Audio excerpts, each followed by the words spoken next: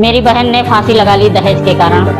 पूनम, दिक्कत ये आई है सर, हम लोगों ने जो है पुलिस इंदिरा नगर लखनऊ में इतला किए, कोई छानबीन या कोई सुनवाई हम लोगों की नहीं हुई। तो तकरोही में थाने पे दिया, कोई आज तक सुनवाई नहीं हुई। छोटे लाल नाम है। कहाँ रहते? लगता तो तकरोही में है, मगर हर्ष विहार टेस्ट 2 है। आपके पास समस्या क्या बताना चाहते हैं? हमारी लड़की की शादी गुड्डू राजवंशी के लड़के से तय हुई थी, विनय से। विनय के साथ। कहाँ के रहने वाले? वो बाराबंकी के रहने वाले हैं। किस गांव के? तिलकपुरवा गांव है, हाँ, बाराबंकी लगता है। हाँ। इतनी लंबी हमसे मांग जांच किए, जो पहले बताए कोई मांग जांच नहीं, जो तुम्हारे होगा वो देना। आदि से पहले बताते तो हम ऐसा क्यों करते? मैं इतनी लंबी मांग सोनावती।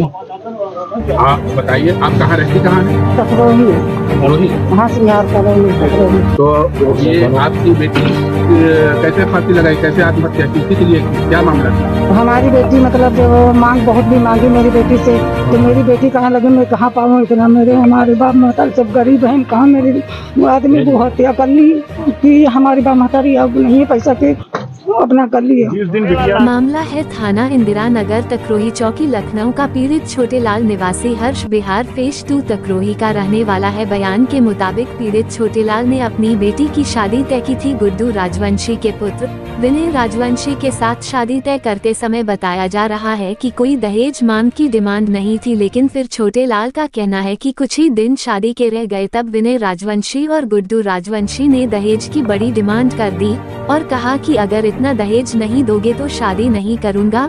छोटे लाल मायूस होकर और रोता हुआ घर आया। छोटे लाल का कहना है कि दहेज की बड़ी डिमांड की बात सुनकर मेरी बेटी ने शादी टूटने की वजह से छोटे लाल की बेटी मोहिनी ने फांसी लगाकर अपनी जान दे दी। मौके पर 112 नंबर पुलिस व थाना इंदिरा नगर और तकरोही चौकी की पुलिस ने पोस्टमार्टम किया।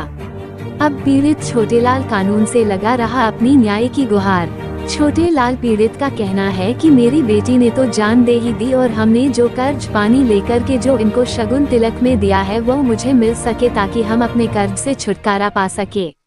विनय राजवंशी के पिता गुड्डू राजवंशी निवासी तिलकपुरवा चौकी रामस्वरूप कॉलेज बाराबंकी के निवासी से मुझे न्याय दिलाए जाए। बयान के मुताबिक छोटे लाल ने तकरोही चौकी थाना इंदिरा नगर में लगाई अपनी गुहार। अभी तक पीड़ित की नहीं सुनी है एक भी पुकार। पीड़ित के गुहार को पुलिस कर रही अनसुना। खास रिपोर्ट जानने के लिए देखें वीडियो रिपोर्ट, जाने आखिर सच है क्या। मेरी बहन ने फांसी लगा ली दहेज के कारण।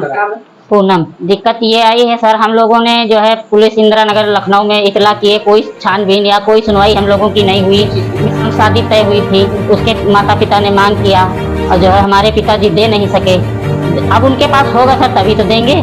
यही बात हुई थी कि आप लोग परीक्षा कर लीजिए, हम लोग परीक्षा वहाँ कर लिए सब चीज, लेकिन वहाँ उन लोगों ने ये बोला था कि आप लोग अगर पत्तल में भी धर के पाए पूजेंगे फिर भी हम लोग तैयार हैं, मांगेंगे तो भगवान से मांगेंगे, इंसान से हम नहीं। विनय के पिताजी का नाम क्या है? गुड्डू ने बोला और गुड्डू के बेटे ने विनय ने बोला, जिला और बाराबंकी तिलकपुरवा गांव से।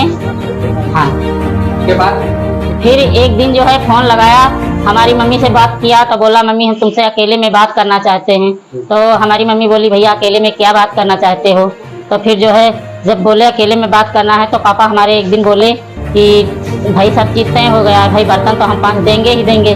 तो हमसे बोले कि आओ बेटा घर आओ और चल के देखते हैं, बर्तन वर्तन ले लेते हैं पिताजी ने हमारे। तो हम जब पिताजी हमारे बोले तो हम कहे एक बार वहाँ जाकर मालूम कर लो कैसे क्या होगा, वो कैसे क्या करेंगे। तो जब वहाँ ये लोग गए तो ऐसा हुआ कि जो है कि उन लोगों ने बैठने को कुर्सी या चारपाई कुछ भी नहीं दिए। जब कुछ भी नहीं दिए तो हमारे पापा वहीं खड़े रहे। तो उनके पापा ने, विनय के पापा आए सामने, तो इन्होंने जयराम के लिए हाथ बढ़ाया तो वो जयराम नहीं किए। उसके बाद जो है थोड़ी देर बाद विनय भी आ गया।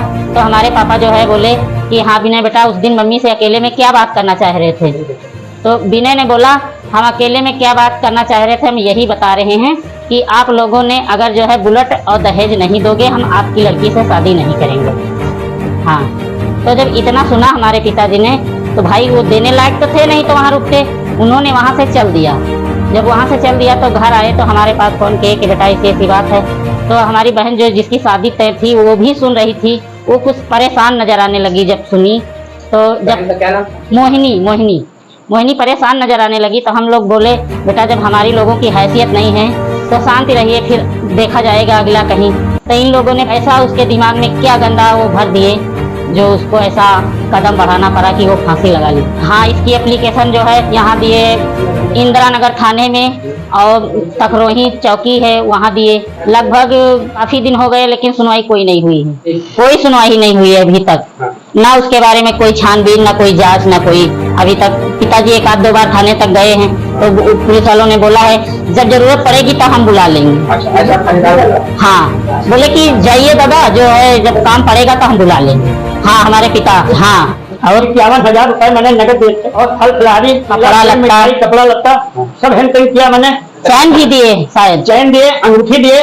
शादी की हमारी फुल तैयारी हो गई थी। मैंने गाड़ी की भी बुकिंग हो चुकी थी। मैंने टेंट सामान, खाना बनाने वाले का सामान, लाइट वाले का भी सामान मैंने सारे पैसे दे दिए कि फला तारीख में हमारा काम होना है।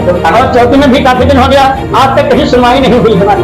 कौन चौकी में लगाया? इंदिरा नगर थाने में लगाई, सुनवाई आज तक नहीं हुई। तकरोही चौकी में भी दिया तो आज तक सुनवाई नहीं हुई है। तो आप इस समय क्या चाहते हैं?